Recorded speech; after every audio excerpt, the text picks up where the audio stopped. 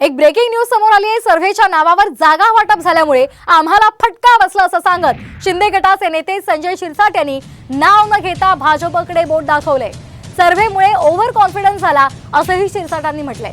सर्व्हेमुळे भाजपने शिंदे गटाच्या काही उमेदवारांना उमेदवारी द्यायला विरोध केला, तसंच काही उमेदवार बदलले आणि त्यानंतर आता संजय शिरसाट यांनी हे खळबळजनक विधान केले।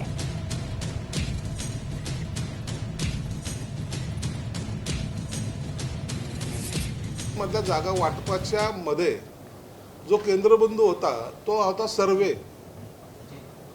त्या सर्वेच्या नावाखाली अनेक सीटा ज्या काही आता थोड्या बहुत बदलल्या गेल्या, त्याच्यामुळे सुद्धा एक लॉस हा आम्हाला झालेला आहे, हे मी स्पष्टपणे मान्य करतो।